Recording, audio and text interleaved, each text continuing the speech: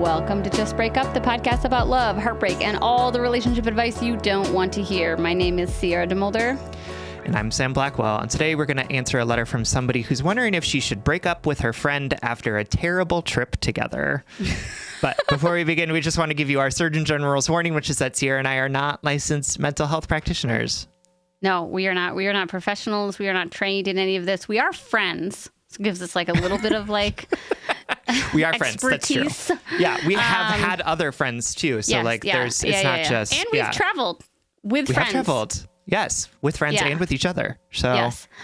Anyway, this is all to say, please take our advice as you see fit. We are only here to offer our humble musings to hopefully shed some understanding and maybe some laughs about the incredibly rewarding but mostly confusing thing that is love and friendship and travel.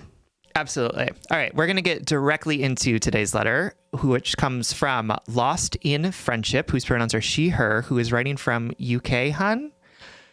Dear Sam and Sierra, old joke, sorry.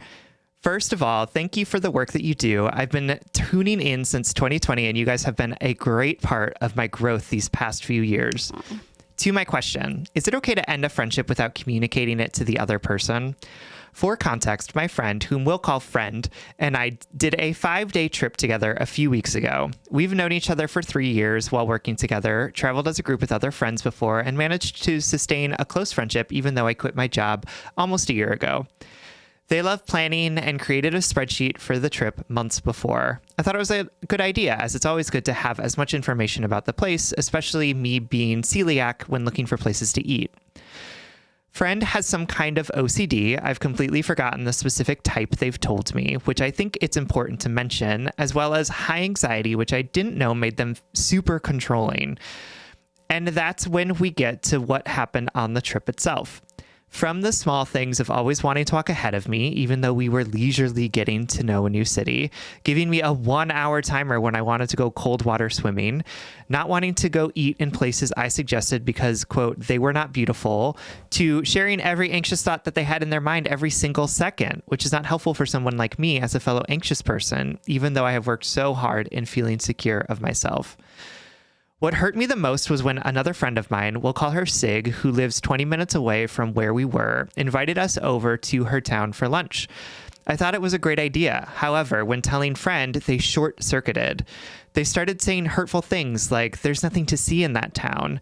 I've done so much research in the town where we're currently staying. I don't want to be alone if you go with Sig, etc. I saw the anxiousness and worry in their eyes. I stayed calm and collected while trying to bring my point across, but there was no giving in on friend's side. I eventually managed to find a middle ground with Sig, and she came to where we were staying to spend some time with us. I think there's something to see everywhere, and I love seeing others living their daily lives in smaller places, but friends' comments were coming from a deep-rooted anxious place, and that is why I did not explode against them. Especially as a fiery Leo, this was very hard to do. Now we are back at home. I've taken a week or so to think about it, and a lot of emotions have come up. I spent a whole day at work ruminating about it and ended up with a big boy headache.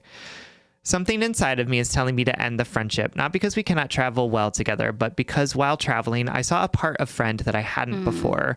A part that's not kind or empathetic, a side that's full of crippling anxiety and scarcity for everything.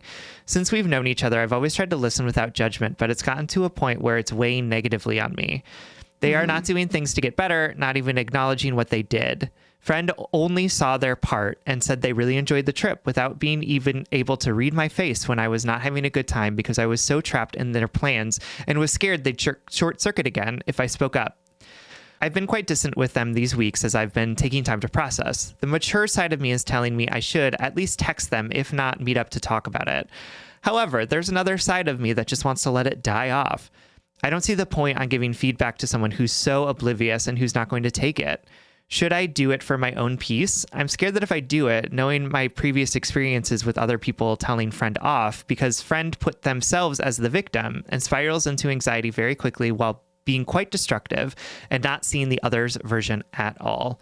So my question remains, is it okay to end a friendship without communicating it to the other person?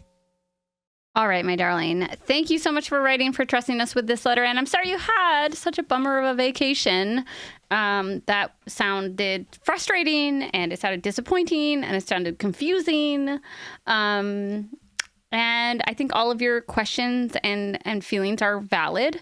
I think that traveling is stressful. I think mental health issues can be stressful on relationships, you know? And yeah, this all just sounded really reasonable to me. I appreciate your question about like, I don't know whether I want to have this relationship continue. I don't even know if I want to put the energy into ending it. All of that. So Sam and I are just going to affirm some of your feelings and experiences, share some of our own, and give you some of our perspective on how we think you should or shouldn't move forward with this friendship. But first, we're going to take a very quick break. All right, everyone, welcome back. Yeah, thanks for writing into us about this question. I'm sorry that you went on a terrible trip. Those are always the worst. I have been on terrible trips with friends, and I can tell you that like the feeling of like I'm trapped with this person for the next 5 days is like really can be really intense. So I totally understand, and I also can totally understand the ways in which this could be like I don't know, suddenly a veil has been lifted and you're like, oh, I see this person for exactly who they are, and I realize that I don't want to be friends with them anymore.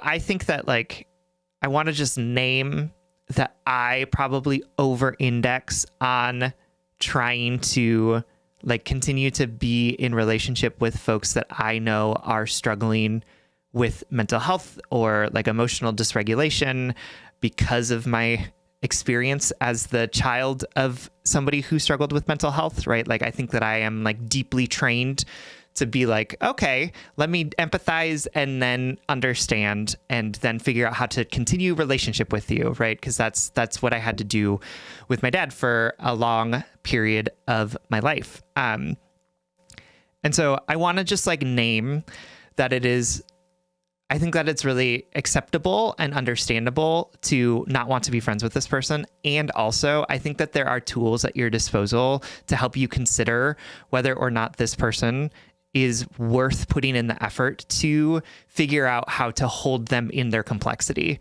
You know what I mean? Like, it's like, yeah, for sure. You had a terrible experience with this person. They said some unkind things about your friend's town, right? Like, and those things came from a place of anxiety, right? And I think that maybe some of us, like, we all have different levels of being able to like hold the complexity of that and different levels of willingness to hold the complexity of that. And so like, I think that there are ways that you can continue to be friends with this person while also having some like internal heart boundaries around like how you engage with this person more deeply, right? So what does it look like for you to be in relationship with this person and recognize that like, oh, when their anxiety comes out, it's not them, it's the anxiety that they're dealing with that is asking them to work in this way, right? Is it that you decide not to go on trips with them, or if you go on trips with them, you are the one that plans, or you are friends with them in a way where you can hang out one-on-one because that seems to be the way that works the best for both of you, but that you don't get together in group settings, or you see them in group settings, you hang out, you have fun, but you don't hang out with them one-on-one, right? Like, I just want to like name that there are lots of ways to engage with people in friendship that can be understanding and compassionate to the mental health stuff that they may be going through, that also they may not be dealing with in ways that you would like them to deal with, but that may still be working for them, while also recognizing that like that doesn't mean you have to cut this person out of your life entirely, right? You can be friends with them in ways that you can protect your peace and decide how much you want to show up, because hey, they might be really funny and super fun to hang out with when you are having a glass of wine after work, or they may be somebody who is really good at supporting you when you're experiencing your own anxiety, or like whatever the different reasons are. And I think sometimes it's like, we kind of get into this place where it's like, this person did one bad thing to me and now I've seen their core and now I will never be friends with them again. And like, for sure, that's absolutely true. That can happen, right? Like where we see a side of our friend where we're like, oh, what are you doing here?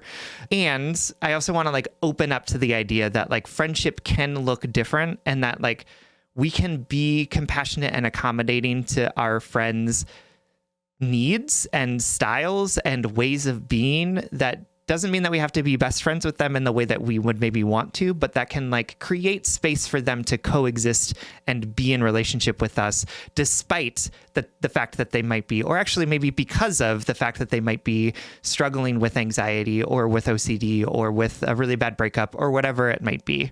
Yeah, does that make sense? Yes, okay. I think that's Okay. really beautifully said. And I'll add to it with my own general dysfunction, which is I think that you asked, like, you say, I want to be mature and reach out to them and talk about what happened. And I think that would be fine. And also, I just want to offer an alternative, which is that not everything has to be a conversation. It can be a learning experience. And for me, in this particularly experience, like, yes, I'm super conflict averse. I'm more likely to do a fade away than I am to, like, you know, or at least I was. I don't know who I am now. I don't know who I am after 6 years of JBU. But like in this situation, I'm wondering what a conversation would do for you, meaning I'm wondering what your friend could say other than, oh my gosh, I'm so sorry. I didn't realize I ruined your trip. And what is the likelihood of them saying that? That is an ideal world. I hope if you feel really resolute in having this conversation, I'm not out here trying to make people less mature and less healthy. But I am out here thinking about, well, what are the parameters and constraints that we have because we are who we are? Is there a world in which this uncomfortable learning experience was just that was a learning experience about this side of your friendship, and that you're allowed to take space from them because you don't really feel super friendly around them, and you're also allowed to still love them and know that you don't really want to travel with them, or know that you want to keep them at arm's length or whatnot. I think it's disappointing for sure. I'm realizing more and more now that, like, we JBU folk, we work so hard to be our best, most mature, secure selves. And man, we know that's hard earned. We know that takes a lot of labor and a lot of effort and a lot of rewriting the trauma that we've experienced, etc. And then we're met with the world, which is diverse and complex and traumatized and incapable and struggling in their own way. And I don't mean that as like a better than thou. I mean that as in part of our healing journey has to be recognizing that we're all working with inadequate tools. And sometimes, as my good friend Sam Blackwell always says, the juice isn't worth the squeeze, right? So this is the point I'm trying to make. I'm not trying to like persuade you away from a mature conversation that could potentially lead you to a better relationship. What I'm wondering is, do you think your friend is capable of receiving your experience on this trip in a way that is conductive to both you and them becoming better people or closer, or what? Or do you want them to just know that they hurt you? Or do you want them to never go on a trip with you again? You know, like where are the parameters of your need here? And then you can kind of figure out where your comfort level is. It makes a ton of sense to me that you don't really want to see them right now. And truthfully, I am more in your camp. Like I would be like, man, I don't feel drawn to that friend right now. Like I can't follow up with them. I don't want to spend time with them. I am super guilty of seeing one side of someone and writing them off. Like that is because it's hard for me. I'm just being honest. Like that's not a strength. That's not a strength of mine. That's like it makes people one dimensional. But I wanted to offer that idea about like, is having a conversation worth it with them? I don't know. I feel conflicted because we do get a lot of letters saying people like, oh, a friend ghosted me and they never told me why. And so I feel conflicted. Like maybe if this is like one of your closest friends, maybe you do want to have a conversation about like why there's distance between you and them now. I'll also add, like, I think Sam did a great job of humanizing your friend and the limitations of that their anxiety, puts on them. I'm curious about if you look at this situation, if you look at that vacation and you look at your friend, what does your curiosity tell you? What are you curious about? Because when I look at that situation, I see someone who has a more rigid perception of vacation, of time, of pleasure. And I feel for them because it seems like their levels of resiliency are very delicate. And that must be really stressful. That must make waking hours feel a lot harder than some of my hours feel. Does that mean I want to go on another vacation with them? No. Does it mean I'm ready to get coffee with them now? No, because I had a really shitty vacation because of the things they said and did to me, right? And also, can you look at this situation through curiosity and then decide what are the parameters of your capacity to show up for them? Where are they now? You know, and again, this is JBU here. Like, we don't want you to overextend yourself in a space or a relationship that is unsafe for you. And also, you know, this friend just might not be your vacation friend. Like, we have people like that in our life, you know? Absolutely. Absolutely. Yeah. I mean, I think it's like, I love that idea of curiosity, because I think even as you're having this or considering having this conversation with your friend, right? Like, you know, you sort of talk about how, like, I know from previous experiences of my friends trying to tell this other friend off, they've really reacted poorly. And I'm like, and I want to be like, yeah, like, having somebody tell me off would also make me behave pretty poorly too. You know what I mean? Right. So I think even if you're considering having this conversation with your friend, right? Like, again, what is the curiosity that you can bring to it? What is the goal that you're trying to achieve? Are you trying to tell them that they made you feel like shit? Like, okay, then they're probably going to get defensive, understandably, right? But if the goal is to tell them that you felt like shit, then, like, cool, goal achieved. But if your goal is to, like, figure out what a transition into a different iteration of your friendship could look like, then you're gonna have to approach it with curiosity and compassion, right? You're gonna have to be like, I know that this trip was really stressful for you. I could hear the things you were saying to me, right? You didn't want to go to the other town because you had done so much research on the city that you were in, right? You didn't want to be alone because that made you anxious. Like, anxiety is really real. I totally get that. And this is how it made me feel, right? So what do we want to do together to figure out what the next iteration of our relationship looks like? And maybe that's not something you want to do. And again, that's, like, totally fine. I have broken up with friends by, like, not communicating with them. Like, I totally get it. And I've been in friendships where I've overextended myself so much, then they lash out at me, right? Like, I totally get it that this is, like, a very fine line that we're sort of walking here. But I want to create space for the idea that you can figure out what a friendship looks like with this person who you like and who likes you, that is at least a little bit compassionate around the fact that they may show up in ways and spaces that you don't like, right? Or that make you feel uncomfortable. Because I think it's important for us to remember that, like, all meaningful and deep relationships with folks where we're showing our true selves, where we are being authentic with each other, are gonna make us uncomfortable because we're not the same, right? Like, we're not going to be able to be in places where we're always, like, in agreement, where we're always feeling good. And sometimes we learn things about other people that make us uncomfortable, that ask us to behave differently in the future.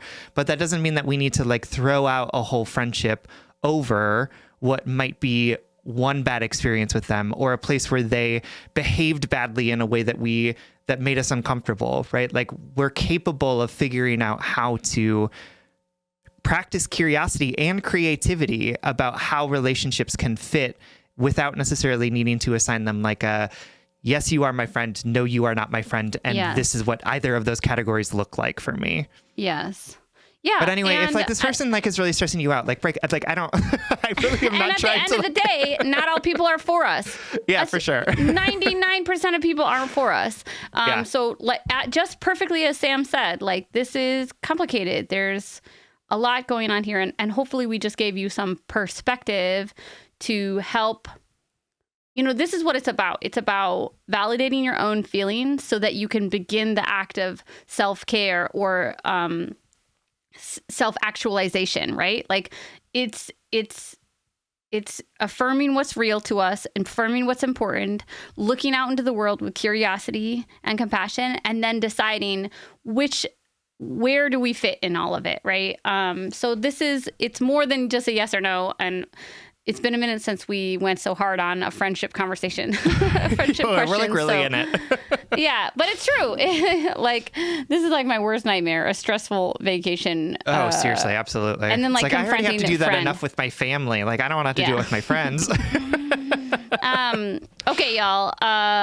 To the letter writer, I truly hope this helps, and I hope you feel more resolute in where you think this relationship fits in your life. And please know that Sam and I know that you are capable of making the right decision for you. Not all people are for us. Not all friendships last forever. And also, what does your curiosity tell you about this situation? And not every relationship needs a formal title of like totally my friend right now and totally not my friend right now. And we hope this helps. We love you. Absolutely. Thanks for writing. We love you. Thank you so much. All right, everyone. Thank you so much for listening. If you would like more content from us, or if you would like access to our monthly office hours, you can support us on Patreon. Those monthly office hours are when we hop on Zoom with anyone who wants to join us, and we answer questions. We talk about really fun and silly and deep things with folks, and everyone pops off in the chat in very funny and helpful and supportive ways. It's amazing. It's like so much fun to do every month. Please join us. If you support us for as little as $5 a month, you'll get access to those monthly office hours. That's patreon.com/justbreakuppod. You can slide into our DMs, send us your favorite relationship memes, but most importantly, you can submit your questions about all matters of the heart at justbreakuppod.com, which is also where you can find our merchandise. Please remember to like, follow, subscribe, give us a 5-star rating and review. This literally keeps our mics on and helps us reach more broken-hearted souls who need two random strangers giving them relationship advice.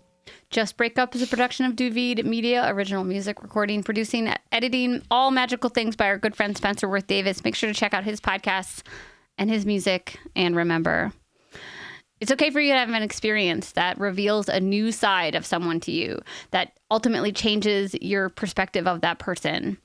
It's also okay to take that experience, matriculate it into your full understanding of that person and still look upon them and yourselves with curiosity and compassion. It's also okay to break up with a friend. It is. It's all part of the journey. And if all else fails, just break up.